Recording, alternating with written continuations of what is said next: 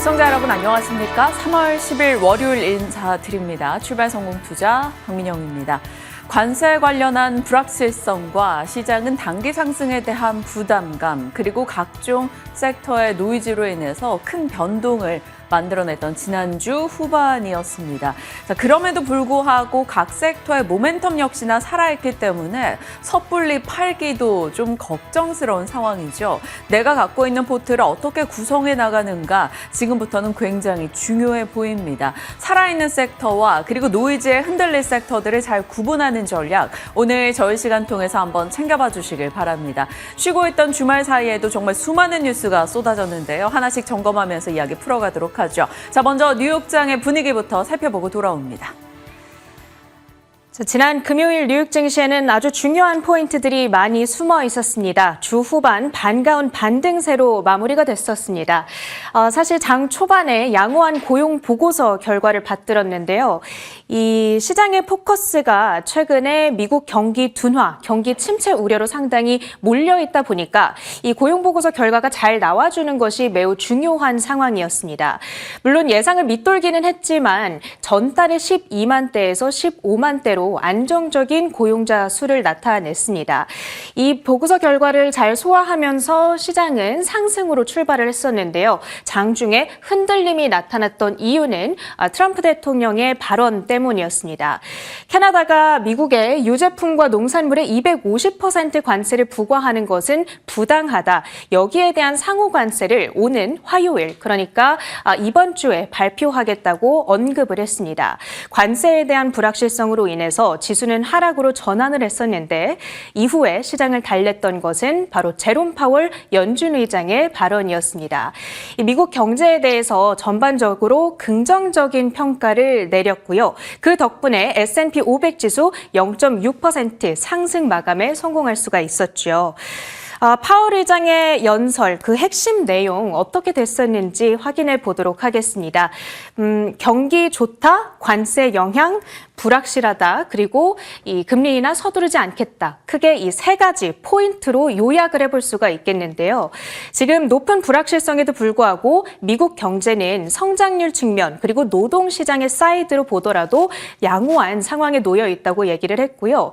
관세 영향, 그러니까 트럼프 정책의 영향에 대해서는 지난번 FOMC 때 얘기를 했던 것처럼 아직까지는 정확하게 알기가 힘들기 때문에 조금 더 지켜보겠다는 입장, 그리고 따라서 금리 인하의 경우에는 서두르지 않겠다. 그런데 금리 인하 서두르지 않겠다라는 내용에 실망하기보다는 그만큼 지금 경기 상황을 긍정적으로 진단하고 있구나라고 해석이 되면서 시장에는 긍정적인 영향을 줬습니다. 10년물 금리의 일종 차트인데요. 파월 의장의 연설이 진행되는 동안에 금리가 반등에 성공을 하면서 4.3% 수준으로 복귀를 했습니다. 그리고 주식시장은 상승 전환에 성공을 했죠. 히트맵을 열어보신다면 전반적으로 초록불을 띄고 있습니다. 반도체 테마의 경우에는 장 초반까지만 하더라도 트럼프 대통령이 칩스법 폐지를 언급한 영향에 일부 하락세를 보이기도 했지만 파월 의장의 연설이 진행이 되면서 강세로 전환을 했습니다. 그리고 브로드컴의 강력한 실적이 그 상승을 리드를 했는데요. 브로드컴이 8.6%의 급등으로 진행이 됐습니다. 테슬라의 경우에는 지난주까지 7주 연속 하락세를 띠고 있습니다. 이날 종가가 $262 수준인데 대선 당일에 $251 수준 이후 최저 수준을 기록하고 있습니다. 그리고 필수 소비재 섹터 내에서 코스트코가 부진한 실적을 발표하자 이 월마트, 피어 업계들 다 함께 끌어내리는 움직임이 있었고요. 일라이 릴리 개별 악재에 따라서 급락세를 보였는데 잠시 후에 이슈 체크해 보도록 하겠습니다. 자, 브로드컴의 강력한 실적, 긍정적인 가이던스, 그리고 앞으로 투자를 이어가겠다라는 예고까지 좋은 실적이었습니다. 이번 실적 발표 이후에 월가의 평가는 어찌 전해지고 있을까요? 트로이스트 측에서 목표가를 기준에 $260에서 $267로 상향하는 리포트를 발표했습니다. 발간했습니다. 그리고 그 안에서 앞으로의 성장성에 대한 4가지 포인트를 잡았는데요. 첫 번째로는 AI, 장기적인 AI 성장 잠재력이 좋다. 그리고 안정적으로 증가하는 배당 수익, 인수합병을 통한 부가가치 창출, 마지막으로 AI 동종 업계 대비했을 때 여전히 밸류에이션이 낮다라는 매력 포인트까지 짚고 있습니다. 브로드컴의 이날 급등이 오늘 국내 증시 반도체주에까지 훈풍을 불어넣을 수 있을지 지켜보셔야겠습니다. 기술주 이슈가 있었던 종목들인데요. 테슬라의 경우에는 TD 코엔 측에서 목표가를 180달러에서 388달러로 대폭 상향 조정, 웨드부시 측에서는 Best Ideas 리스트에 포함을 시키기도 했습니다. 하지만 여전히 판매가 최근 둔화하고 있다는 점, 그리고 중국 전기차 기업들과의 경쟁 심화 우려감 속에서 주가는 힘을 내주지 못했고요. 애플의 경우에는 첫 폴더블 폰 출시 시점이 2026년도로 확정됐다는 소식 속에서 1.6% 반등세를 보이기도 했습니다. 그 밖에 이슈 특징주들 조금 더 보시죠. 팔란티어는 미국 육군의 모바일 배틀 스테이션 납품을 시작했다라는 소식 속에서 5.5% 급등세를 보였고요. 일라이릴리는 복제약 유통을 금지해달라라는 가처분 신청을 제기를 했었는데 미국 법원이 이를 기각시켰다. 그렇게 된다면 복제약이 시장에 유통될 수가 있고 릴리의 독점적인 지위가 약화되면서 매출이 하락될 가능성이 있죠. 주가는 5% 가까이 하락세로 진행됐습니다.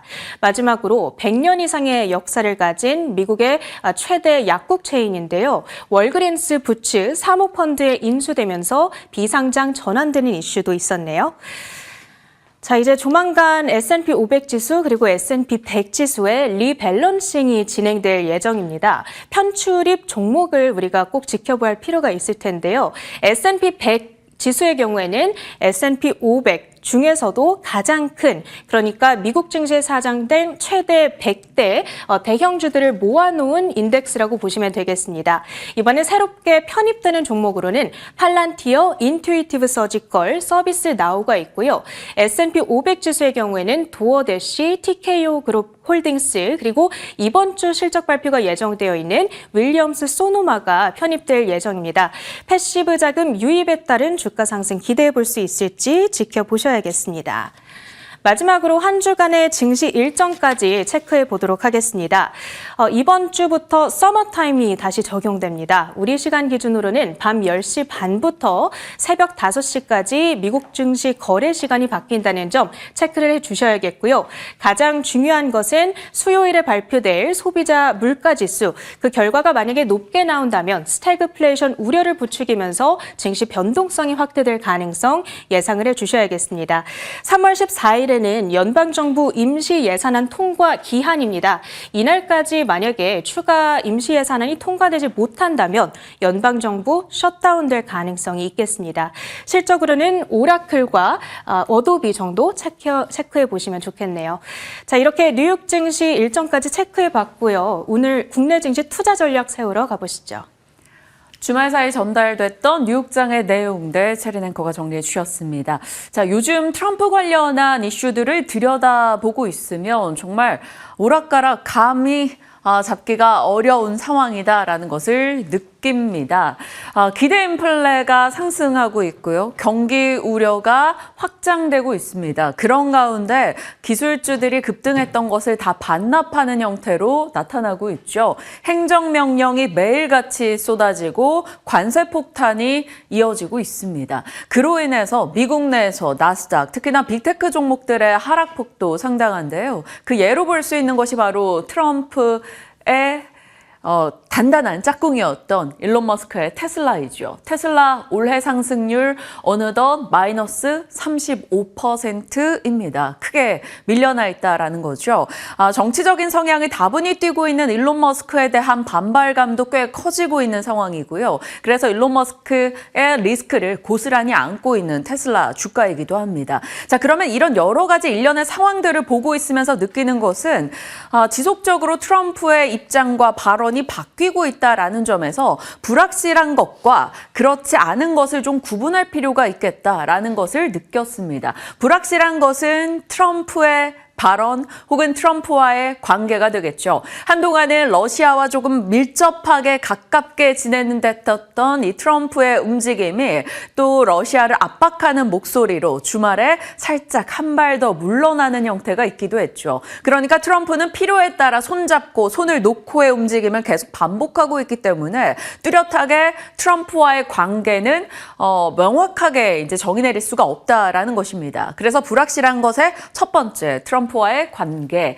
그리고 관세 이슈나 물가나 매크로, 지금 그 발언으로 인해서 꽤나 영향들을 많이 받고 있는 분야는 지금 우리가 예측하기가 어렵다라는 겁니다. 불확실성이 가득하다라는 것이고요. 그렇다면 좀 명확한 쪽은 어디가 될까요? 결국 트럼프가 원하는 것, 미국이 원하는 것이 되겠습니다. 미국을 재건하는 것, 그 가운데서 예로 들 수 있는 것이 바로 조선이기도 하고요. 제조업 리쇼어링이 되겠죠. 제조업 리쇼어링에는 정말 많은 것들이 포함되어 있기는 합니다. 미국으로 들어와서 공장을 지을 수 있는 것, 그렇다면 여기서 우리가 뽑아낼 수 있는 키워드는 각 관세 위협 속에서도 미국에서 공장을 두고 있거나 공장 증설이 완료돼 가는 업체들은 조금의 리스크보다는 오히려 업사이드를 열어둘 수 있다는 것의 아이디어를 뽑을 수가 있겠죠. 그리고 미국의 여러 가지 행보에 실망한 유럽의 자주국방 행보는 계속 될 겁니다. 그래서 국방 트렌드는 이어지지 않겠는가이고요. 러시아 우크라이나 전쟁은 어찌됐건 종전으로 향하고 있다라는 점도 나름 불확실성 속에서 명확한 게 되겠죠. 그리고 AI에 대한 경쟁도 지속될 겁니다. 자, 이렇게 불확실한 것이 많다 보니까 실적주나 혹은 너무나 장기 소외돼 있던 종목군들 역시나 단발적인 시세를 계속해서 주고 있다라는 점에서 나름 불확실한 것에서 분명한 것들을 뽑아가면서 그 중심의 대응이 좀 필요하지 않을까 싶기도 합니다. 다만 산업의 스토리와 또 매매 전략은 단기적으로 뭐 때로는 대형주, 때로는 중소형주 이렇게 분위기가 달라지기 때문에 다르다라는 점을 인지해 주시길 바랍니다. 트럼프의 오락가락 관세에 대한 발언 이슈에 우리가 명확한 것을 어찌 뽑아갈지에 대한 아이디어를 같이 나눠봤고요. 트럼프 효과가 명확하게 나타나고 있는 지금입니다. 그게 좀 부정적인 쪽으로요.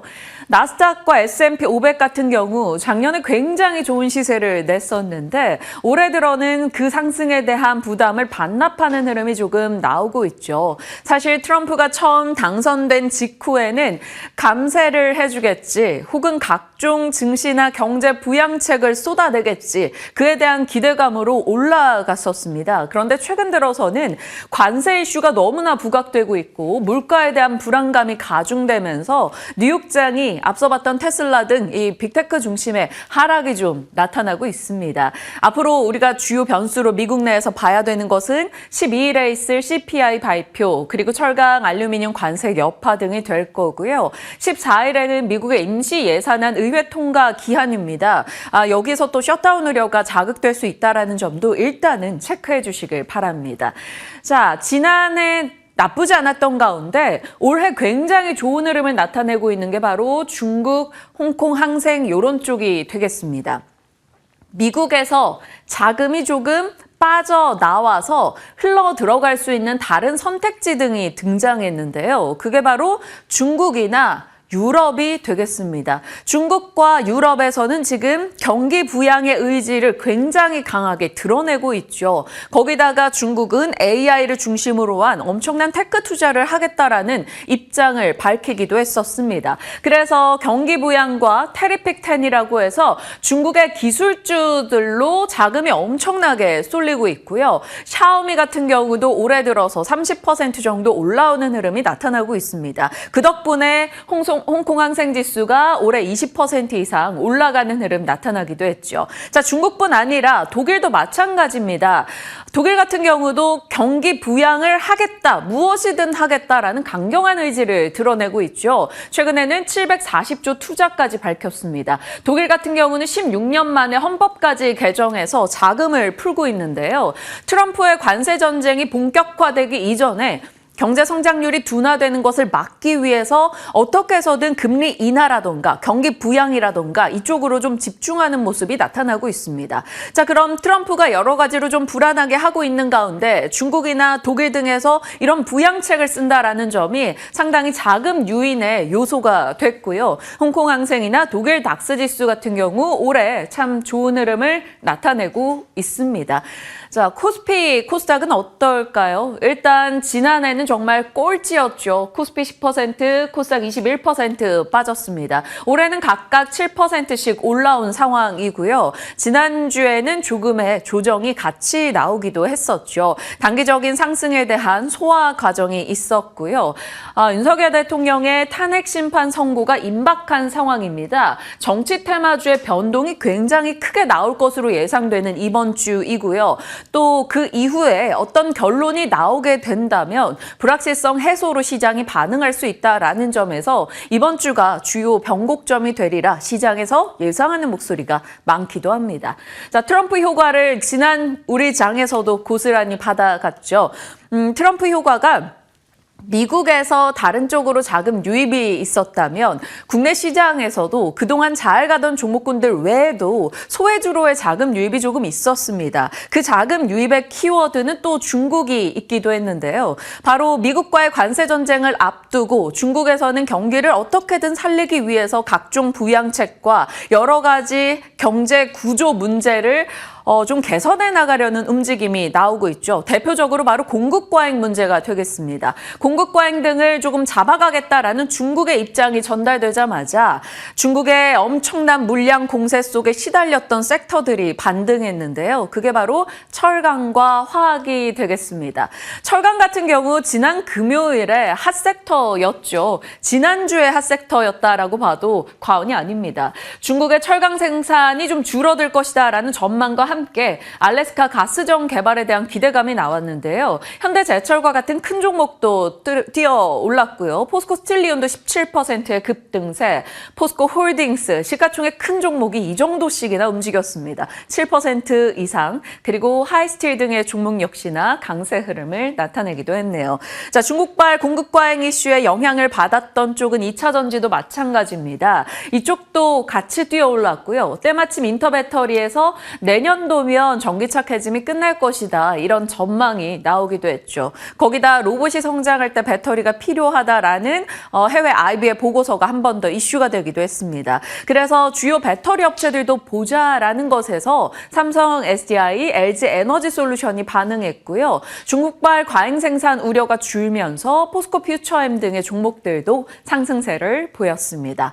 화학 섹터 요즘에 브리핑이 좀 잦았던 섹터이죠. 확실히 좀 시세나 뉴스가 모이는 쪽에서는 그래도 나름의 연결성을 주는 것 같습니다. 중국발 과잉 생산 우려가 줄고 또 유가가 떨어진 것에 대한 비용 절감 기대감이 있었습니다. 롯데케미칼, LG화학, 금호석유, 효성TLC, 애경케미칼, 롯데케미칼은 드디어 자체적으로도 여성 자구안 등이 나오면서 재무 상태가 좀 좋아질 것이다라는 기대감이 많이 높아진 상황이죠. 7% 이상 올라가면서 8만 원을 장중 터치하기도 했습니다. 그 뒤로 LG화학이나 금호석유 등등이 좀 같이 따라가는 모습 나타나기도 했네요.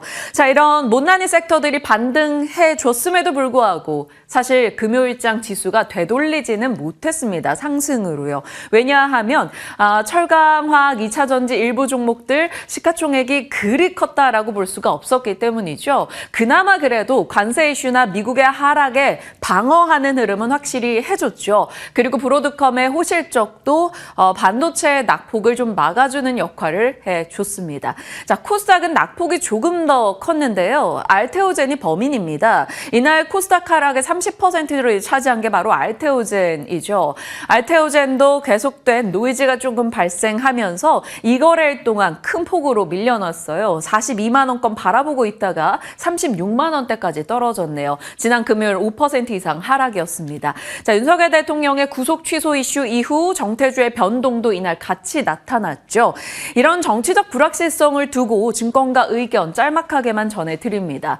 NH투자에서는 헌법재판소의 탄핵 심판 선고일 관심이 늘어나고 있다. 앞으로 정치적 불확실성과 공백 상태가 점차 해소될 것이다라고 얘기했고요. 대신증권 역시나 결과에 따라 조기 대선 국면 전환 시는 정책 기대로 모멘텀이 유입될 수 있다 등의 일단은 정치적 불확실성이 해소되는 시점까지는 정치 테마주의 변동으로 증시 역시나 조금 어지럽겠지만 그 이후 어떤 결론이든 나고 나면 불확실성이 해소되지 않겠느냐. 시장에서는 이런 의견이 다수 나오고 있습니다. 자, 이번 주 후반까지는 그래도 정치 테마주의 변동이 상당히 시장의 노이즈를 만들어내지 않을까 좀 지켜보셔야겠습니다. 자, 요즘에 시장 얘기하다 보면 특징주로 포스코 스틸리온, 포스코 엠텍 혹은 포스코 인터내셔널 이런 얘기를 좀 자주 하게 되는데요. 2월 달에 방송 기억나십니까? 제2의 하나는 포스코였나라는 것이요.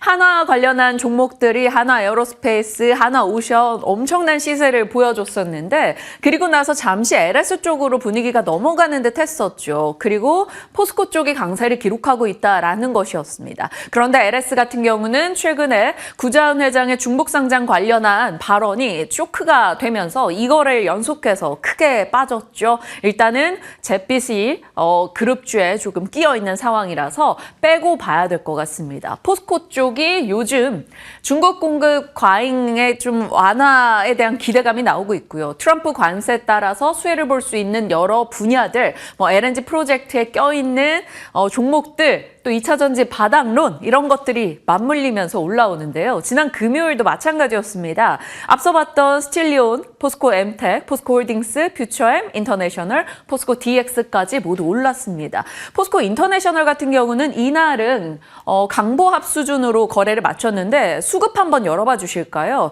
최근 들어서 포스코 인터내셔널의 수급 보시면 기관의 매수세가 정말 10거래 연속해서 꾸준히 유입됐던 것을 확인할 수가 있습니다. 그래서 이런 수급적으로 기관이나 외국인이나 메이저 수급이 지속적으로 유입되는 기업들 한 번 더 살펴봐야겠구나 이런 생각을 하고 지나가겠습니다. 포스코 그룹주의 흐름이 좀 도드라졌다라는 점.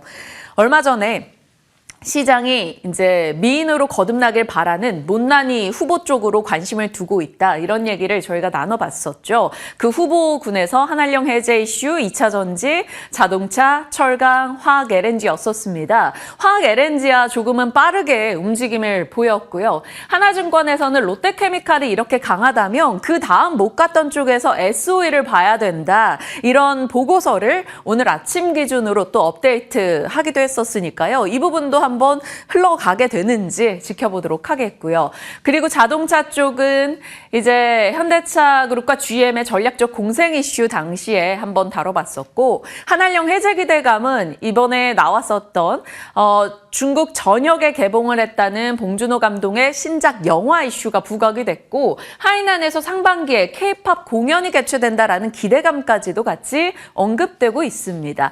2차 전지 쪽도 이제 인터배터리 바닥론에 대한 이슈가 뭐였다라는 점에서 올라왔죠. 하지만 지금 시장에서 가장 주목하고 있었던 섹터는 철강인 것 같습니다.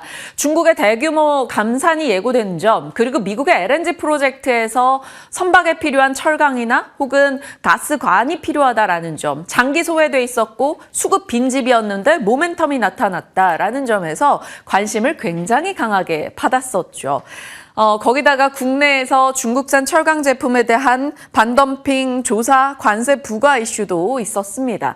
다만 트럼프가 철강 등에 12일에 관세를 부과한다라는 소식에서 이 부분은 약간의 부담 요소라는 점은 체크해 주시죠. 일단은 지금으로서는 이 못난이 후보군의 종목들이 모두 다 올라오고 있는 분위기라는 점에서 장기 추세에 대한 의문은 조금 남아있긴 한데 일단은 소외주에 관심을 두고 있는 분위기 속에서는 이들의 시세 계속적으로 체크는 필요해 보입니다. 미인으로 거듭나길 바라는 종목군들이었고요. 다시 미인이 될 수 있을까요? 한동안 시장의 관심을 뜨겁게 받았던 1월이었는데 2월 중순부터 해서 노이즈가 끼면서 반도체 진영이 하락했죠.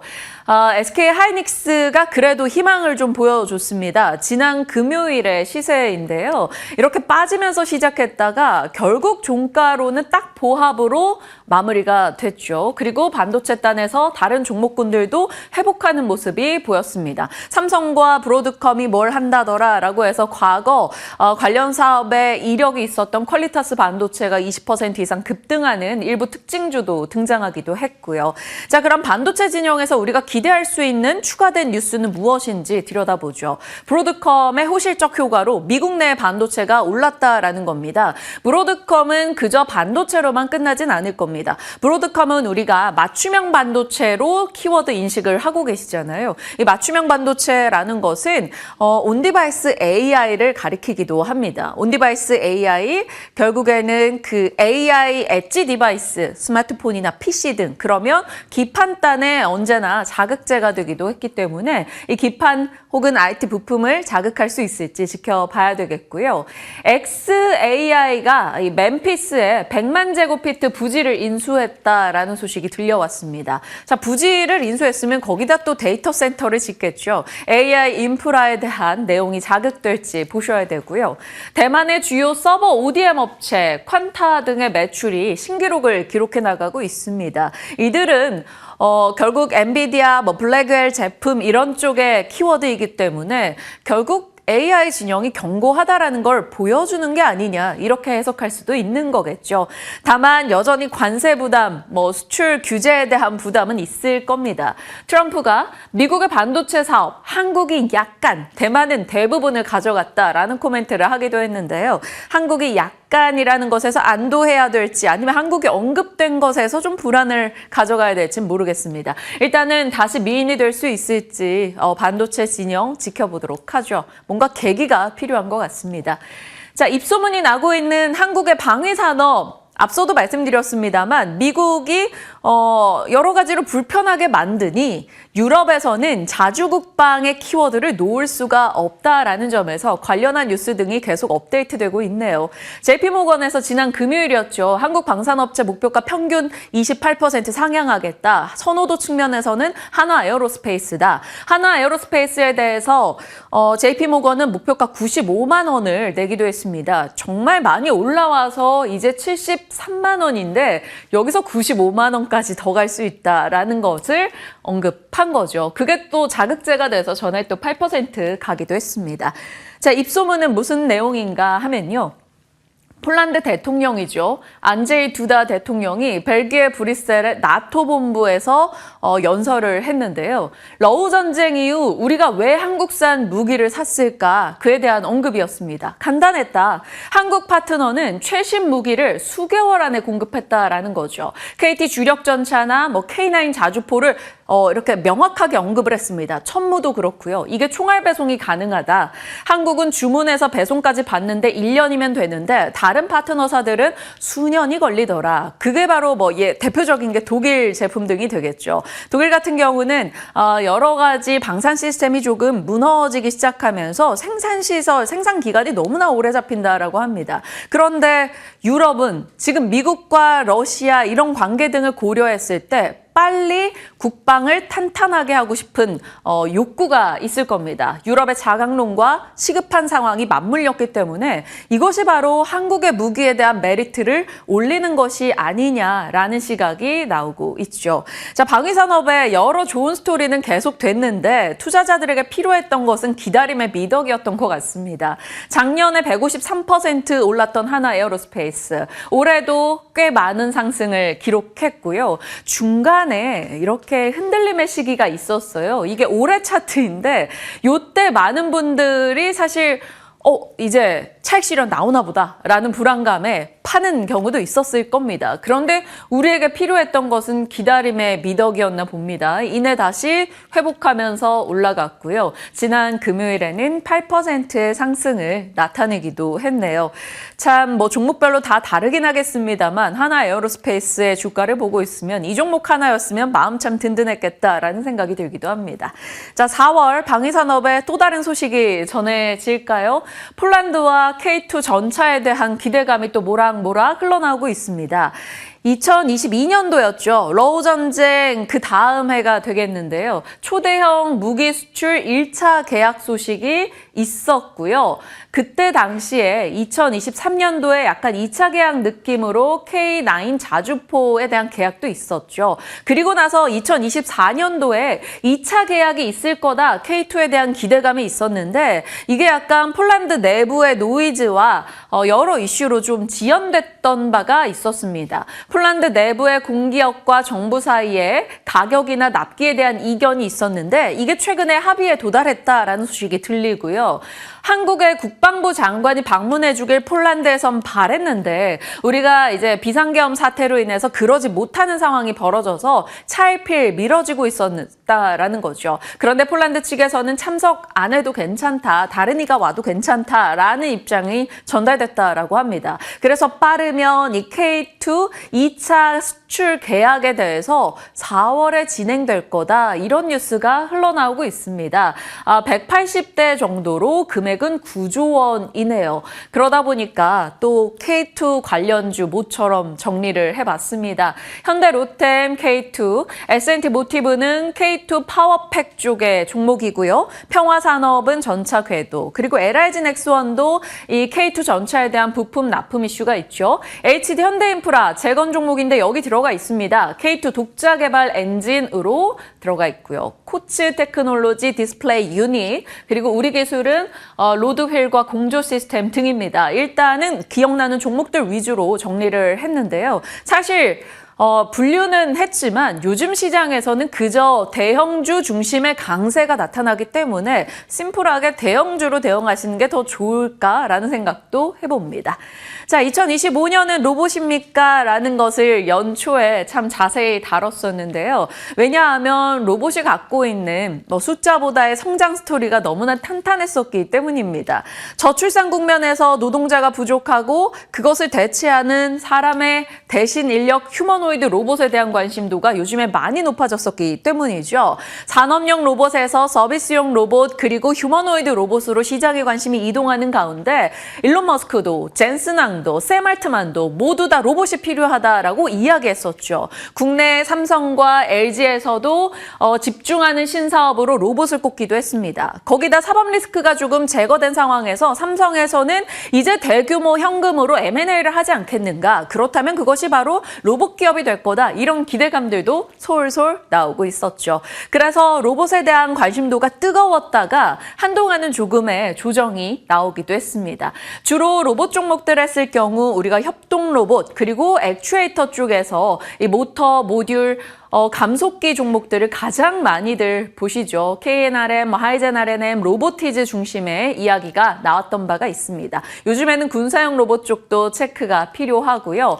현대차, 보스턴 다이내믹스 얘기 나오면 클로버 쪽이 더 민감하게 반응을 보이기도 했죠. 그때그때 뉴스에 따라 다르긴 합니다만 로봇 관련해서 또 뉴스가 추가가 됐습니다. 휴머노이드 로봇 이슈는 정말 쉬지 않고 나오는 것 같습니다. 자, 테슬라, 피규어, 아마존, 엔비디아, 메타, LG전자, 삼성전자, 구글, 벤츠까지 현대차도 그렇고요. 로봇에 대해 특히나 휴머노이드 봇에 대해 관심도를 요즘 적극적으로 피력하고 있는데요.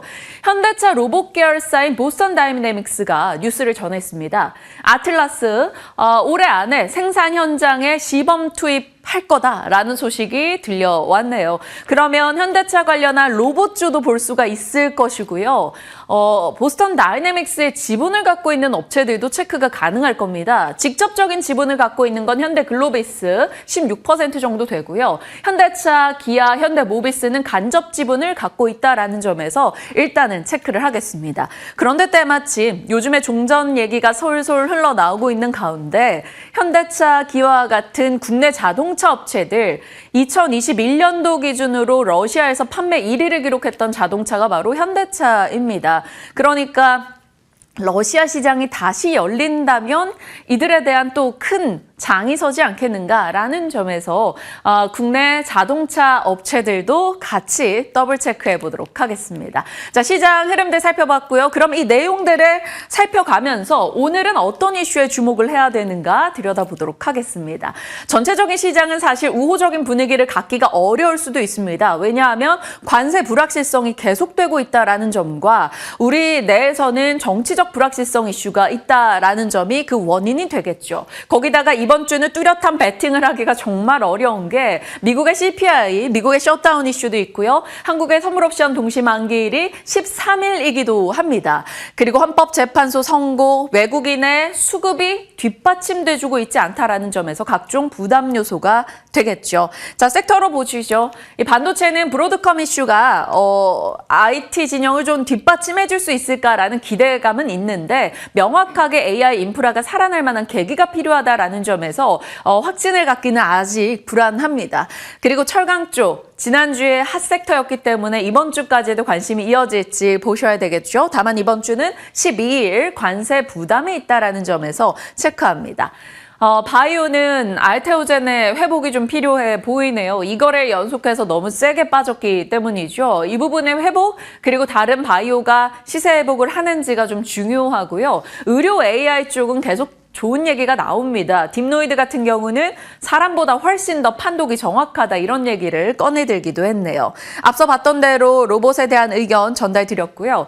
화장품도 또 하나의 대피 섹터가 될 수 있을까요? 3월 말에 아마존 스프링 세일이 있습니다. 매년 이 스프링 세일 때 K뷰티 제품이 잘 팔렸다 이런 성과가 있었기 때문에 그 전부터 좀 관심을 받을 수 있을지 봐야 되겠고요. 셀레나 고메즈가 K뷰티를 쓰고 너무 예뻐졌다라는 게 해외에서 또 이슈가 되고 있다라고 하네요. K뷰티 제품에 대한 관심도 한번 체크하겠습니다. 그리고 마지막으로는 앞서 봤던 자동차요. 보선 다이내믹스의 지분을 갖고 있다라는 점과 러시아에 대한 기대감이 열리고 있다는 점에서 일단은 관심 섹터로 열어놓고 보도록 하겠습니다. 자, 시장의 흐름들 정리해봤습니다. 이제 심도 깊게 들여다볼 섹터 뉴스 확인해 볼게요. 오늘은 한동안 관심 두고 있지 않았던 게임주 살펴봐 주신다고요? 네, 그렇습니다. 오랫동안 좀 소외를 당했었던 게임주들을 준비했던 만큼 저도 오늘 좀 게임 속 인물처럼 의상을 선택해 보려고 노력했는데 어떨지 모르겠습니다. 사실 코로나19 수혜가 굉장히 컸었던 게임 섹터였는데 그 이후부터는 이렇다 할 만한 주목을 받지 못했었죠. 그런데 최근에는 퍼즐이 조금씩 맞춰지고 있는 것 같습니다. 제가 이렇게 세 가지 퍼즐을 한번 준비해 봤는데요. 일단 딥시크가 등장했다는 점이 시발점이 되면서 AI 가격 부담이 우리가 생각했던 것보다 크지 않았다라는 점이 사람들의 인식을 바꿨죠. 이게 신호탄을 쏘아 올렸습니다. 그 이후에 올트먼이 방한을 했죠. 여기서 게임 섹터에 대한 관심도를 내비추면서 AI 활용 게임 기술에 대해서 논의를 한다라는 보도 내용도 우리가 살펴볼 수가 있었습니다. 그리고 가장 큰 이슈가 바로 이 한알령 해제에 대한 기대감이었는데요.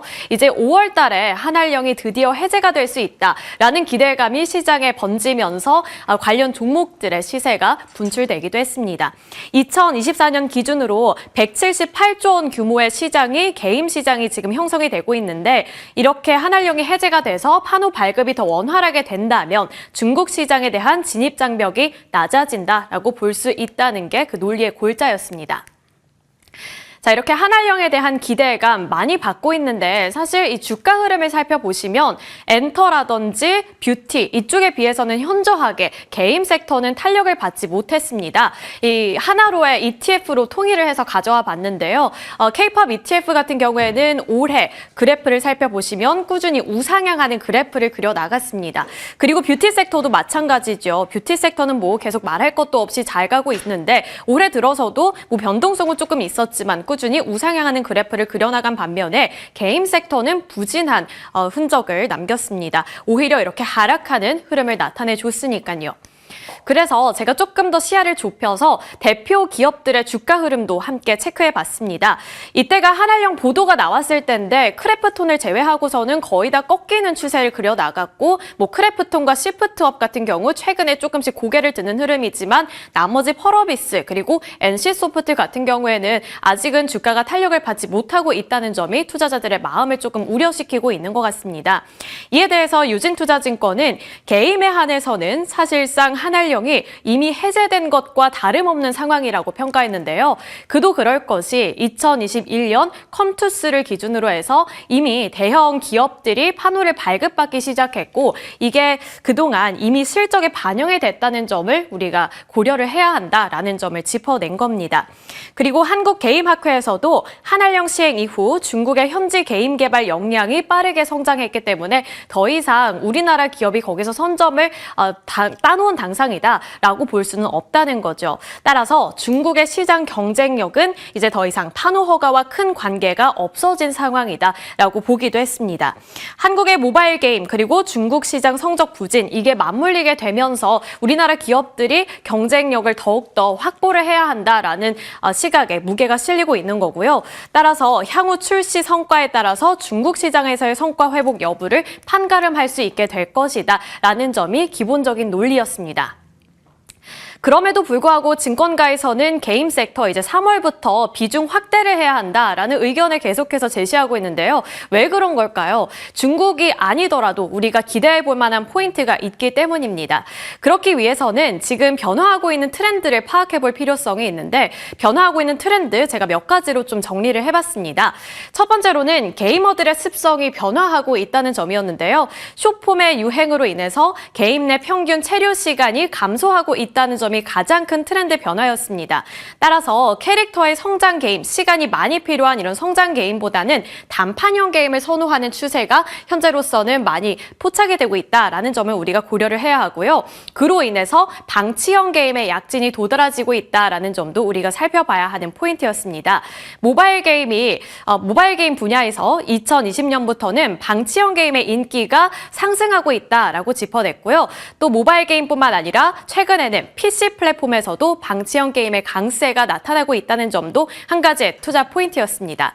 또 통계를 살펴보시면 스팀 내에서 방치형 게임 신작 수도 2023년에는 30% 증가세를 나타냈는데 2024년에는 거의 2배 가까이 증가하면서 68%의 증가율을 기록했고요. 유저들의 접속 부담이 감소하고 있다는 점에서도 방치형 게임에 대한 선호도가 높아지고 있다는 점을 살펴볼 수가 있었습니다. 또 변화하는 게임 트렌드 내에서 이 MMORPG의 비수기를 짚어낸 보고서도 살펴볼 수가 있었는데요. 미래에셋 증권 리서치 센터의 보고서를 살펴보시면 이 국내 매출 상위 20위 게임 내에 MMORPG 합산 매출액 추이가 2021년에는 81%에 육박했지만 이게 점점 감소하면서 2024년에는 어느덧 39%대까지 하락하는 모습이 나타나기도 했습니다. 그러니까 그동안 우리나라 기업들이 열과 힘을 다했었던 MMORPG 쪽에서 경쟁력이 조금씩 약화되고 있다는 점이 하나의 또 트렌드로 자리 잡고 있기 때문에 여기에 발빠르게 맞춰서 대응하는 기업들이 상대적으로 부각을 받을 가능성이 높아진다라고 본 거죠. 이 MMORPG에 대해서 조금 더 설명을 드리자면 여기에 가장 큰 약점은 초기 매출 의존도가 너무나도 높다는 점이었고요. 또 과금 부담이 높기 때문에 유저들이 이탈할 가능성을 우리가 또 하나의 우려 포인트로 삼아 봐야 한다는 것이었습니다. 따라서 미래에셋에서는 도파민 중독 유저들이 최근에는 많아지고 있기 때문에 MMORPG의 게임 1시간 이상 접속에 대해서 부담스러워하는 추세다라는 점을 짚어냈고 NC소프트도 예전에 이 실적 발표 이후에 MMORPG 시장의 성장이 예전만 못하다는 점을 충분히 인지한다면서 좀 더 새로운 경험을 제공할 수 있는 게임이 시장에 나오게 된다면 성장이 가능할 것이다 라고 공언을 한 바 있기도 합니다. 그리고 한국콘텐츠진흥원에서도 이 MMORPG의 과금 방식과 레벨 올리기 노가다가 외국인들에게는 인기가 크지 않다면서 서브컬처가 돌파구로 작용이 될 수 있을 것이다 라고 진단을 하기도 했습니다. 앞서서 제가 서브컬처에 대해서 말씀을 드렸는데 서브컬처가 왜 돌파구가 될 수 있는 걸까요? 그 이유도 함께 살펴보시죠. 일단 크게는 두 가지로 나눠볼 수가 있습니다. 장기적으로 매출 창출이 가능하다는 건데 앞서서 제가 설명드렸던 MMORPG 같은 경우에는 초기 매출의 의존도가 상당히 높았습니다. 그러나 이 서브컬처 같은 경우에는 초기에만 의존을 하는 것이 아니라 장기적으로 매출이 창출되기 때문에 이 부분에서 수익성이 더욱더 커질 수 있다는 거죠. 그리고 성장세가 지속적으로 나타날 수 있다는 것도 하나의 장점이 되고 있습니다. 2018년부터 2023년 게임 시장의 성장률을 살펴보시더라도 그 흐름을 파악을 해보실 수가 있는데 전체 게임 시장 연평균 성장률은 5.2%에 달했고요. 모바일 게임 성장률은 7.8%에 그치는 수준이었습니다만 서브컬처 게임 시장의 성장률은 16.7%로 가장 눈에 띄는 성장률이었고요. 2015년부터 2025년 서브컬처의 매출 비중 또한 2015년 대비해서 굉장히 큰 폭으로 상승했습니다. 2015년에는 6%에 그치는 수준이었지만 2025년에는 16.7%대까지 상승했으니까요. 자, 이렇게 서브컬처에 대해서 말씀을 드렸는데 그 이후에 어떤 종목들을 우리가 봐야 할까? 이러한 트렌드가 발빠르게 변화하고 있다면 어떤 종목들을 눈여겨봐야 할지 증권가의 시선을 좀 빌려와 봤습니다. 가장 많이 꼽히고 있는 종목이 바로 이 크래프톤이었는데요. 미래에셋과 하나증권에서 모두 다 50만 원으로 목표가를 상향 조정했습니다. 그 이유를 하나씩 살펴보자면요. 미래에셋에서는 이 크래프톤이 게임 한 판에 소요되는 시간을 조절할 수 있다라는 점을 굉장히 긍정적으로 봤고요. 또 유저 트래픽이 코로나 이후에 신고점을 갱신하고 있다는 점, 그리고 2025년 2월 이 PUBG가 바로 배틀그라운드인데요. 배틀그라운드 PC와 스팀이 월간 최고 동접자 82만 명을 기록하면서 전년 대비 무려 35% 증가하는 추세를 나타냈다는 점도 긍정적으로 평가했습니다. 그리고 이러한 흐름이 계속되면서 하반기 이후에도 추가적인 트래픽이 상승할 것이다 라고 전망을 했다는 점도 하나의 투자 포인트로 잡히고 있고요. 하나증권에서는 이 배틀그라운드 IP를 포함해서 이 큰 IP들을 통해 5년 이후 매출액 7조 원이 예상이 된다라고 짚기도 했습니다. 또 3월부터는 다작이 나올 건데 새로운 이런 신규 작품들이 나올 것으로 보이는데요. 가장 주목을 많이 받고 있고 기대감을 많이 받고 있는 게임은 바로 이 인조이입니다. 인조이가 3월 28일에 출시될 예정인데 올해 150만 장을 판매할 것으로 예상이 되고 있습니다. 그리고 이 게임 같은 경우에는 앞서서 제가 말씀드린 것처럼 방치형 게임이라는 점에서 트렌드를 반영했다라고도 볼 수 있겠죠. 그리고 다음 종목 살펴보도록 하겠습니다. 그 다음으로 많이 꼽히고 있는 기업이 바로 이 시프트업인데요. 시프트업 같은 경우에도 미래에셋과 하나에서는 9만 5천 원으로 목표가를 제시했습니다. 전일 종가가 6만 1,400원이라는 점을 봤을 때 3만 원 정도는 더 오를 수 있다는 거죠. 방치형 게임과 궁합이 잘 맞는 서브컬처 게임을 갖고 있다는 점에서 도드라지고 있고요. 니케라는 게임이 이 방치형 게임에 최적화된 게임이라고 볼 수 있을 것 같습니다. 4월에서 5월경에 니케가 이제 중국에 출시가 될 것 같은데 이로 인해서 신작 모멘텀이 극대화될 것이라고 봤고요. 올해 니케 중국 일평균 매출액은 10억 원이 될 것으로 가정하기도 했습니다. 이 중국 시장 내에서 시프트업 존재감이 독보적인데 이 독보적인 위치도 계속해서 지속이 될 것이다라고 본 만큼 경쟁, 이 레드오션 속에서도 시프트업이 살아남을 전략을 이미 갖추고 있다라고도 볼 수 있을 것 같고요. 6월에는 스텔라 블레이드의 PC 확장까지 예정이 되어 있기 때문에 우리가 기대해 볼 만한 포인트가 많다는 것이 골자였습니다. 자, 이렇게 민감하게 변화하고 있는 게임 시장의 트렌드, 그리고 중국의 의존도가 이제 예전만큼 크지 않다면 우리가 어떤 투자 포인트들을 잡아봐야 할지, 게임주 총알 장전하고 앞으로 반등이 시작될 수 있을지 이 부분도 저희와 함께 고민해 보시면 좋을 것 같습니다.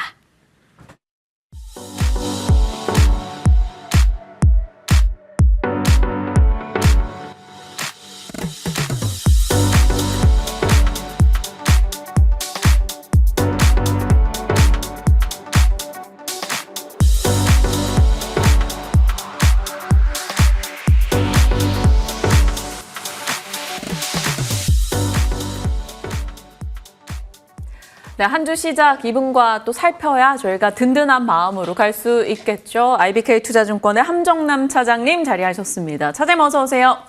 안녕하세요. 안녕하십니까. 오늘 뭔가 헤어스타일에 힘껏 더 힘을 주신 느낌이어서 또 한 주 시작하기 전에 약간 파이팅 넘치는 전략 주실 것 같은데요. 파이팅 넘치기에는 시장이 불편한 요인이 너무 많네요. 그걸 극복할 수 있게 전략을 주세요. 시황 먼저 보도록 하겠습니다. 일단은 뭐 오를 걸 맞춘다, 떨어질 걸 맞춘다를 떠나서 눈을 뜨고 일어나면 트럼프의 말이 또 바뀌어 있고 또 다른 이야기를 하고 있어서 그것을 예측하거나 그것에 따라 대응하겠다라는 전략 세우는 것 자체는 무의미한 네. 시장이라고 생각이 듭니다. 최근 2주 동안 나스닥 기준으로 10% 조정을 주었습니다. 작지 않은 폭입니다. 우리 증시가 10% 빠지는 거 또 빠지네 또 빠지네 할 수 있지만 나스닥이 추세를 잘 지키다가 2주간 10% 하락을 했다. 거기에 트럼프가 말만 하면 기다렸다는 듯이 때리고 하고 있는 모습입니다.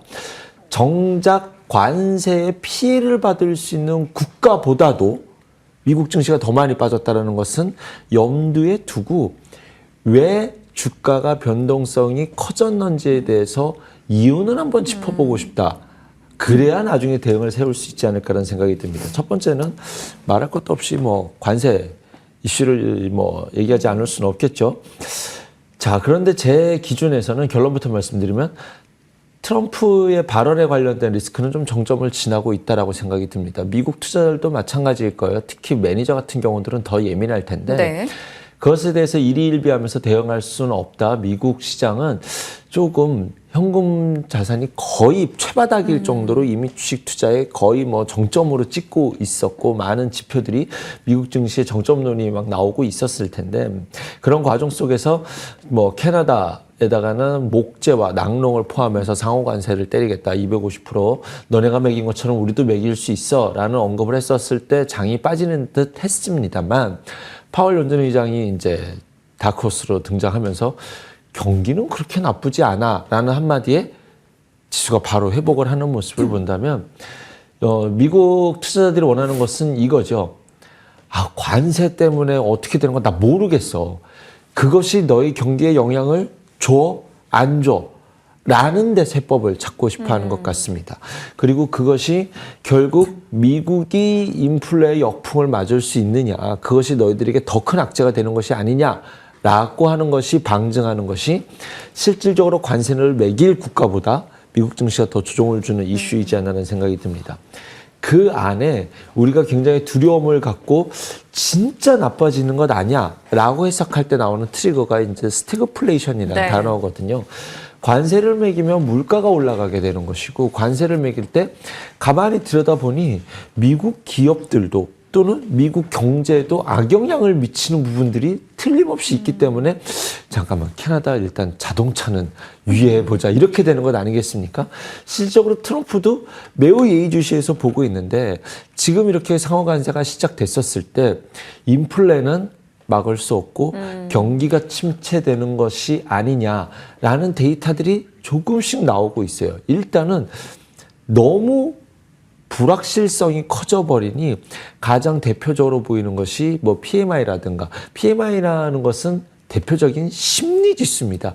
이것이 수출이 좋다라고 나오는 지표가 아니라 그 경영인들이 느끼는 이번에 좋아질 것 같아 아닐 것 같아 라는 지표지 않습니까? 이것이 PMI 예비치가 49.7로 지금 떨어졌는데 이제 이것이 어떤 고용인들의 기업인들의 투심이 악화됐다라고 보시면 될 것 같습니다. 네. 여기에 GDP 나우에서도 GDP도 지금 급격하게 꺾이고 있죠. 이거 지금 관세에 매기고 일단은 이 상황이 정리되기 전까지는 투자를 보류할 수밖에 없어요. 이거는 당연히 왜냐하면 기업인들이 심리도 안 좋고 뭐가 결정이 나야 그 방향성에 맞는 투자를 할 텐데 투자가 중단되고 있고 아직까지는 고용 지표가 나쁘지 않습니다. 지금 저것이 예상치보다 떨어졌다가 나쁘다라고 해석하면 안 된다라고 네. 봅니다. 저는. 그런데 앞으로는 고용이 안 좋아질 것도 염두에 두어야 되지 않을까라는 생각이 듭니다. 하지만 미국 행정부도 계속 말이 바뀌는 이유는 이것에 대한 우려를 정확하게 알고 있어요. 트럼프 행정부는 단기적으로 주가 조정을 주는 것을 용인하고 어떤 면에서는 안 그래도 미국 증시가 좀 쉬어가는 게 나을 것이야 라는 데다 방향성을 잡아두고 미국 증시가 반전을 줄 수 있는 타이밍에 또한 이 관세와 이런 것들이 맞물리면서 한 번에 좀 해결책을 찾아갈 것이라는 아주 미묘한 그런 기대감이 제 안에 있습니다만 단기적으로 봤었을 땐 사실 미국 증시가 여기까지 올라온 부분에 대해서는 이제 ETF 자금이 들어간 곳이지 않습니까? 네. 그래서 예전에도 증시가 조정을 줄 때마다 나왔던 이야기가 ETF 증폭 효과라고 해가지고 신용 예전에는 ELS나 ELW 이런 것들 때문에 예를 들어서 ELS로 설명드리면 낙인을 찍는 순간 무조건 매물이 쏟아졌지 않습니까? ETF는 한번 방향을 잡았을 때 과매도인데 할 때 했었을 때 조금 더 밀리는 경향이 있거든요. 하루 이틀 더 밀고 나와서. 그래서 변동성의 바닥이 여기입니다. 이렇게 말씀드리기는 어렵겠습니다만 우리가 알고 있는 우려는 미국 경제 트럼프와 행정부도 정확하게 알고 있기 때문에 말이 계속 오락가락하는 부분이 있다라는 점과 그 안에서 여전히 꾸준히 외치고 있는 것은 일단은 캐나다 멕시코부터 해결해야 되지 않습니까? 꾸준히 외치고 있는 것은 펜타닐이에요. 그렇기 때문에 이 부분에 대해서 해법은 뭐 캐나다과 멕시코도 더는 뒤로 미룰 수 없지 않을까라는 생각이 듭니다. 즉 금요일 미국 증시를 봤었을 때 트럼프의 말이 오락가락하는 거 부분에 대해서의 어떤 리스크 정점은 조금 지나가지 않았나라고 좀 생각을 해봅니다. 갑자기 이제 메리츠의 이수정 연구원 오락가락도 락이다라고 했던 약간의 그런 표현도 문득 생각이 나는데. 그런 표현이 있었나요? 네. 감세 정책에 대한 기대 뭐 이런 걸 열어뒀을 때 그러면 여러 가지 지금 이 상황을 보면 심플하게 포트에 대해서 어떻게 하겠다로 표현을 해주시길 바랍니다. 함 차장님이시라면 지금 미국 혹은 국내에 어떤 투자를 하시겠어요? 아직은 한국 증시의 매력도가 저는 있다라고 생각이 듭니다. 그 기저 안에는 제가 올해 한국 증시가 좋을 거라고 보는 이슈 중에는 사실은 한국은행에서 뚜렷한 금리 방향성을 제시를 했어요. 이거 굉장히 이례적입니다. 굉장히 이례적인데 아니 미국 금리는 저렇게 멈춰있는데 우리만 하락해서 금리를 인하시키면 외국 자본 유출되는 거 아니냐라고 봤었을 때 그것에 대한 리스크는 이미 우리 증시에 반영이 되어 있는데 그거보다는 우리나라 자체적으로 대외적인 변수를 떠난 자체 부양책을 통한 무언가를 할 수 있다라는 것, 그리고 그것에 대한 기대감의 기저는 정치적 안정, 뭐 이번 주 1, 2주 안에 무언가가 뭐 결정이 되겠죠. 결정이 되고 난 이후엔 적어도 금통이라든가 한국은행 층에서는 추경을 빠르게 해야 된다라는 부분에는 다 마음이 쏟아져 있다. 그것에 대한 기저 베이스를 깔아놨다라는 점과 환율에 대해서도 어쨌든 올해 연말로 갈수록 WGBI라고 해가지고 세계 국채지수에 편입이 된 것을 통해서 외국계 자금이 한국으로 들어올 수 있는 기저 베이스가 깔려 있다라는 점. 그게 벌써네요. 작년에 그렇죠. 이제 올 하반 그러면 그쵸. 적어도 하반기부터 여름부터는 한국 시장의 채권 자금을 빼내간다. 이런 상황은 아니다라고 네. 기본적으로 볼 수 있다라는 거죠. 그리고 공매도가 시작됐었을 때 기본적으로 프로그램을 통할 수 있는 외국계 자금이 들어올 수 있다라는 것까지 염두에 뒀었을 때 지금 한국 증시는 조금 싼 자리에 있다라는 의미를 이럴 때 다시 한번 안 그래도 올해 들어서 가파르게 좀 증시가 좋았지 않습니까? 여기에 대해서 한번 숨고르기는 조금 매수 기회로 볼 수 있다라고 생각이 들고요. 네. 트럼프가 진짜로 원하는 게 뭐냐라는 건데 경기는 지키고 싶어요. 그런데 감세 정책과에 대해서 아까 말씀하셨으니까 잠깐만 말씀드리면 트럼프든 바이든이든 지난 정권 대선 때도 말씀드렸지만 돈을 찍어서 무언가를 하고 싶은 것은 공통된 것이었거든요. 네. 트럼프도 이거를 하고 싶어 하는 거예요. 이걸 하고 싶은데 돈만 찍어내면 안 된다라는 거고요. 거기에 감세까지? 그럼 나중에 이것을 어떻게 이 적자를, 정부 적자를 어떻게 해결할 거냐라는 부분 안에서 저는 기저 베이스로 금리를 인하하는 방향에 초점을 맞출 수밖에 없다. 그래야 이자 비용에 대한 부담이 줄어들 네. 것이고 그 안에서 우리가 찾을 수 있는 트리거는 첫 번째는 부채 한도에 대한 결정. 이것이 우선이겠죠. 무언가를 하기 위해서는 일단 운신의 폭을 네. 만들어 둘 테니 그 다음에 실질적으로 기업에 대한 감세가 이루어진다라고 한다면 그것과 관련돼서 재정 확보. 지금 감세가 안 되는 이유가 공화당에서 반대하고 있잖아요. 니네 재정을 줄여야지. 재정 지출이 늘고 있는데 빚잔치만 하지 말아라라는 게 공화당 내부에서 입장이지 않습니까? 감세가 결정이 된다라는 것은 재정 지출에 대한 방법이 찾아졌다라는 결과가 감세이기 때문에 감세 내지는 부채 한도의 확장은 기다리면서. 네. 상향에 대한 그 한도의 상향 이슈는 이 시장을 무언가가 결정과 방향이 났구나라는 결과론적인 이슈가 되지 않을까라고 저는 그 두 곳에 안테나를 맞춰두고 있습니다. 참 차장님 말씀 듣다 보면 시장이 너무 재밌게 느껴집니다. 요런저런 퍼즐에 대해서 고민을 해보게 되네요. 자, 그러면 일단 국내장 매력 있다라는 정리하면서 섹터로 살짝 넘어가 보면 방위 산업 어떻게 보시는지 궁금해요. 사실 연초에 우리 장 열리자마자 이제 한국의 방산주 긍정 얘기를 주셨었단 말이죠. 뭐 하나 에어로, LIG, 넥스원, 하나 시스템 등등이었는데 다 정말 좋은 시세가 났고요. 잠깐 쉬는 듯 했다가 또 갑니다. 그리고 이제 K2 전차 폴란드발 2차 계약이 다음 달에 이루어질 거다라는 기대감까지 더해줘요. 그러면 방산주 매수 가능일까요? 그 뉴스가 지금도? 나왔으면 이제 수주 뉴스가 나오면 새로운 이슈가 될 수 있지 않을까라는 네. 생각이 듭니다. 올해 저의 방사는 하나에어로스페이스가 아니죠. 네. 올해 저의 방사는 카이. 한국항공우주였습니다. 한국항공우주. 네. 네. 마지막 주자였는데 단기간 상승폭이 정말 빨라요. 그래서 하나오션에서 본 그 트리거 때문에 그 트라우마 때문에 이거 지금 쫓아가야 되는데 라는 심리가 좀 강하게 반영되지 않았나라는 생각이 듭니다. 이 섹터 자체는 저는 여전히 종전 이슈가 강력하게 시장에 반영될 때 언제든지 조정을 줄 수 있다는 것을 전제로 일단은 지금은 단기적으로 상승폭이 좀 있어 보여서 여기서 추격하지는 말자. 이것이 아니더라도 한국 테마 순환매로 해볼 수 있는 것이 많으니 이렇게 이격도가 벌어졌을 때는 조금 좀 편안한 마음으로 다음 기회에 보지 뭐 이렇게 생각하셨으면 좋겠다. 그런데 그런 이제 논리로 따진다라고 한다면 쉴 때 보자라고 하니 그때 가서 말씀드리는 것이 맞지 않을까. 이 업황은 살아있는 업황인 건 맞습니다만 뭐 결론은 쉴 때 보자라고 얘기해놓고서 뭐 지금 뭐 그렇게 그 의미의 논리를 말씀드리는 것은 좀 어렵겠다. 제가 말하는 핵심은 한국항공우주였다라는 점에서.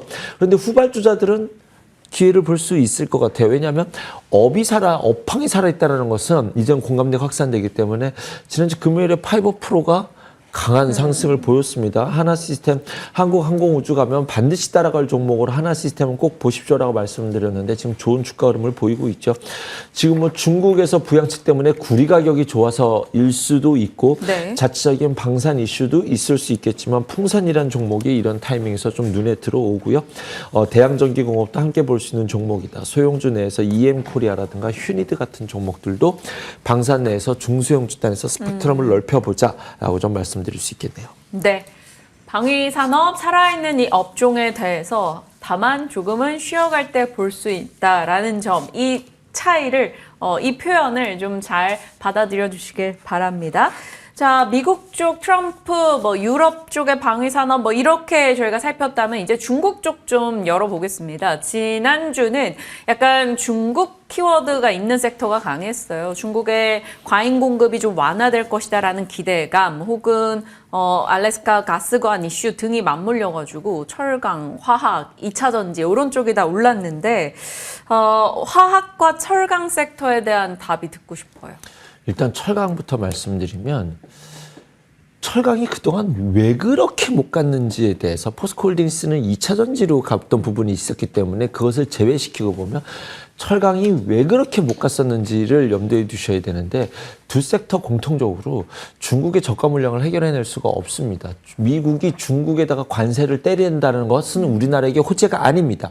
왜냐하면 그것이 미국으로 가지 못했던 철강이 글로벌 시장으로 밀려 나오는 것이 우리나라 기업들에게는 또 악재가 되거든요. 그래서 일단은 자체적인 호재가 나왔었죠. 그것이 뭐냐면은 중국산 제품의 후판에 대해서 반덤핑 관세를 매기겠다. 우리나라 내수 시장은 지키겠다는 의지가 표명된 거라서 이거는 반쪽짜리 호재가 맞다라고 말씀드렸었는데 이번에 진짜 호재가 나왔어요. 중국에서 철강에 대해서 생산을 감축하겠다라는 부분은 의미가 있습니다. 중국이 과거에는 어떻게 성장을 했었냐면 지방 경제를 막 부양을 시키기 위해서 돈을 찍어서 정부가 밀어줬었을 때 지방 측에서는 우리가 더 잘해야지 가지고 막 짓고 투자하고 막 했었을 때 공급 과잉 이슈가 있었단 말이에요. 네. 나중에 시간이 지나고 보니 투자는 실컷 해놨는데 이익을 가져간 거는 다 뒷주머니 찬 관료들이 가져갔었고, 이거 10년 헝다 이슈가 대표적인 이슈인데 이게 중국의 실질적인 경기 부양에 도움이 되지 않는구나. 우리 그런 무자비한 무식한 과거의 논리로서 경기 부양 안 하겠다라는 의지가 투영된 것이라고 저는 봅니다. 그러면 철강 업황이 이제는 다르게 볼 수 있는 환경이 됐다라는 것은 충분히 인지해야 될 것 같습니다. 단기 상승폭이 조금 컸죠. 부담이 돼요. 이런 의미로서 앞서서 보여줬던 종목이 있다면 현대건설이 이렇게 가는 모습을 보여줬었거든요. 앞단에서. 저는 이제 원자력 발전과 관련된 이슈가 있다라는 점, 그 다음에 금리 인하 방향 사이클에서 제가 작년 말이었나 올 초인지 모르겠는데 금리 인하 수혜주로서 바이오만 말씀드렸었다가 이제는 건설도 볼 수 있는 상황인 것 같습니다. 라는 말씀을 한번 드렸었는데 썩 매력은 있지는 않았습니다만 그런 분위기 상황 내에서 철강은 앞단에 두고 볼 수 있을 것 같습니다. 하지만 화학은 조금 얘기가 조금 달라요. 하지만 이것과 관련된 기대감이 충분히 함께 반영이 될 수 있는 섹터지 않습니까? 중국이 무식하게 그렇게 하지는 않을 거야 라는 부분에 대해서, 그리고 실제로 양해를 통해서 적극적인 내수 부양책을 썼었을 때 화학산업이 동반 상장을 할 수 있는 것은 맞습니다. 하지만 그것과 관련돼서 저는 철강이 조금 더 앞단에 있다라고 봅니다. 왜냐하면 내수가 언제 좋아질지에 대해서는 다양한 생각을 해야 되는데 철강은 조선이 뚜렷하게 좋아지고 있지 않습니까? 거기에 우리나라 자체 방어를 했다라는 점, 그 다음에 중국이 감산을 통해서 네. 우리나라가 글로벌 경쟁력에 대해서도 너무 짓눌려 있었던 것에서, 그리고 전방 산업이 석유 화학도 좋은 것 같긴 한데 철강 쪽의 전방 산업이 뚜렷하게 좋아지는 조선이라는 섹터가 있다는 점이 저는 철강 산업을 조금 더 긍정적으로 보겠다. 조정시 매수해보자라고 말씀드리겠습니다. 화학보다는 철강, 같은 맥락에서 약간 공급 과잉이 해소된다라는 점에 긍정은 있으나 철강이 갖고 있는 의미가 훨씬 짙은 이유 살펴주셨고요. 중국 관련한 종목들 오늘 함정남 차장님이 눈여겨보는 섹터로 골라주셨다고 하는데요. 중국 규제 관련한 수혜주, 태양광도 들어가 있네요. 그렇죠. 트럼프가 LNG만 팔려고 하고 전통 화학산업을 좋아하는 친구가 태양광 멋진 친구가, 이런 표현 죄송합니다. 친구 같아요. 요즘 그분 하시는 말씀 하도 보면. 많이 봐서. 네, 태양광 멋진 산업이다. 일론 머스크를 밀어주겠다는 산업이기 때문에 이쪽에 대해서 규제보다는 완화가 될 수 있을 것이고, 그 안에 내부적으로는 중국산 태양광에 대해서는 적극적으로 막겠다라는 의지도 있을 것이고, 산업은 커갈 수 있고 중국산 제품에 대해서는 막는다 라는 기조에 봤었을 때 우리의 태양광이 미국향, 실질적으로 바이든 행정부 때 미국 신재생 좋았었던 종목들이 많았거든요. 한국 못 갔었어요. 네. 자기네 거를 쓰던가 아니면 그 안에서 뒤로는 다 중국산 저가 폴리시콘을 썼었거든요. 이번은 다룰 수 있다라는 기대감이 이제 반영되고 있지 않나는 생각 속에서 OCI 홀딩스랑 하나솔루션 관심을 가져보자, 두 종목만 봅니다. 그 다음에 지금 미국이 중국에 대한 선박과 그 선사에 관련된 규제를 다른 동맹국 맞는지 모르겠어요. 동맹국처럼 지금 행동을 안 하는데 동맹국들에게 함께 제재해 주세요라는 얘기가 나오고 있지 않습니까? 관세가 마무리되면서 이 의미는 더 뚜렷하게 반영이 될 것 같아요. 그렇게 됐었을 때 해운주들도 함께 볼 수 있을 것이다. 대한해운, 뭐 HMM, 펜오션, 대한해운, KSS 해운 네. 관심을 갖고 지켜볼 수 있을 것 같고요. 그렇다라고 한다면 조선주들은 조금 올라와 있지 않습니까? 이 안에서 여기서 뚫고 갈지, 지금 여기서 방향을 어떻게 잡을지에서 예의주시해서 보는 두 종목은 HD현대중공업과 삼성중공업입니다. 네, 중국 관련한 키워드에서 변화 포인트 잡아갈 수 있는 태양광, 해운, 조선 살펴주셨고요. HMM 컨테이너선 공급 과잉 이슈가 있기는 했는데 이런 모멘텀으로 인해서 그걸 좀 상쇄할 수 있지 않을까 기대해 보겠습니다. IBK 투자증권 함정남 차장과 함께했습니다. 고맙습니다. 감사합니다.